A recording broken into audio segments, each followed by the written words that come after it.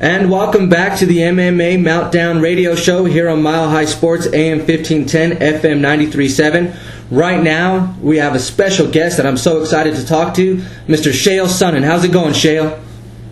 I'm doing great, buddy. Good morning. Man, morning it is. Hey, you're known as the gangster of MMA. Tell me a little bit more about what gangster means to you, and also define the term eagle, because I hear you throwing out the term eagle quite a bit. So why don't you go and let the listeners know what that's about? Well, eagle is the status that I am at. If I make statements, a lot of the turkeys in the room, it goes right over their head, and they need me to dumb it down for them, which is something that a genius of my caliber isn't able to do. So I speak to the eagles, and if you're able to soar that high, you're going to understand it, and if you're not, you're not. As far as your other question, it was a silly one, and I'm not going to answer it. So tell me right now, Chael, what's going on more in terms of your MMA career? I mean, what's helped you out more altogether? Is it your sociology degree in terms of your University of Oregon, or is it your history as an elected public official? Well, impressive. Well done by you. You're a fellow Eagle, I can see. As far as my MMA career, look, I'm the UFC middleweight champion. I'll be defending my title on October 8th against number one contender Brian Stann, and we're going to do that out in Houston, Texas. So I'm in the middle of a pretty intense training regimen, just getting ready for that bout and taking it one day at a time. Now, you mentioned your match against Brian Stann. Tell me, what kind of fight are the fans going to be able to expect from this matchup? Well, look, the UFC delivers every time. It won't just be Brian Stann and I. This is a big card. It's a big night. Like I said, it's my first title defense, so it's one I'll be taking seriously. It's the chance for him. I know Brian very well. He's a former world champion. He doesn't take any nights off either. This is going to be serious business, and there's going to be a lot of action. We don't go out there just to stare at each other. We go out there to get in a fist fight. Right. Now, how big of a role does Danger Waffles play in your day-to-day training? See, I really like you. I'm disappointed this is the first time that we've spoke. I usually don't get stuck on the phone with fellow geniuses. It really is an impressive job by you so far. Danger's great. Thank you for asking about him. I'll let him know. I had to get him up extra early today. He likes to walk about 7:30 in the morning, and today he had to go at 5:30 in the morning so that we'd have time to speak to you. So Danger's upset with me. He doesn't understand why he's walking in the dark, but he's doing very well. Thanks for asking about Not a problem. Tell Danger we appreciate the effort that he's making on his end as well. I promise I will let him know. So a little bit of word association here. Tell me what comes to mind when I say Team Black House. Team Black House, the bowels of society. Wow, the bowels of society. Now, what is it that gives you that opinion of that particular team? These guys have ducked and dodged and tiptoed their way to stardom and riches, and it is infuriating to me. And the rest of us are all just supposed to stand aside and somehow be in awe of these Brazilian fighters because they know the art of jiu-jitsu, which is apparently like a lazy man's judo.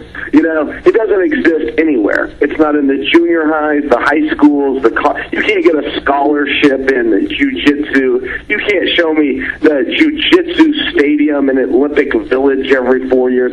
It's a fake art that exists in a couple of guys' garages out in the middle of Rio de Janeiro, Brazil. And we're all supposed to somehow be in awe of these guys. These guys are nothing but turkeys. I don't even waste my time on these guys. Yeah, I mean, it's definitely clear that you have a complete disliking for them. Now, tell me, you had a little bit of situation. Are you expecting the commissions to have a fair and realistic approach to your testosterone testing come UFC 136? Well, yeah, we're out in Houston for that. There's 46 commissions within the United States. All 46 allow and approve for this, including California. California then said, hey, listen, you took testosterone. We can't have that. We got to stick you in timeout. I'm going, well, gentlemen, respectfully, please review your rules. I most certainly can take that, and I don't know any explanation. So that was just one of those deals. But no, I've been opened with welcome welcomed with open arms by every commission out there, aside from California, but there was no violation in that state either. I still don't understand how that whole process happened. But no, as far as moving forward or in the UFC 36, as you specifically asked about, no, it's a green light, and it is for other people that need their medication too. Now, kind of taking it back to this weekend's up-and-coming UFC Rio event, we all know you got Okami taking out Silva. Why do you think so many people are considering Silva the best pound-for-pound fighter in UFC history? Well, obviously because they're turkeys. You know, listen, Anderson Silva's as fake as Mike Tyson was. I mean, we were told that Mike Tyson was the greatest boxer in the world. The reality was he was never even the best boxer in America, ever. Not for one day of Mike Tyson's life was he the best boxer in our country, let alone the planet. Never for a day was he better than Evander Holyfield. And they're the same age. In fact, Evander's 2 years older than him. It's not as though Tyson had his run and then the next generation came through. Evander was there the entire time. He just wouldn't fight him.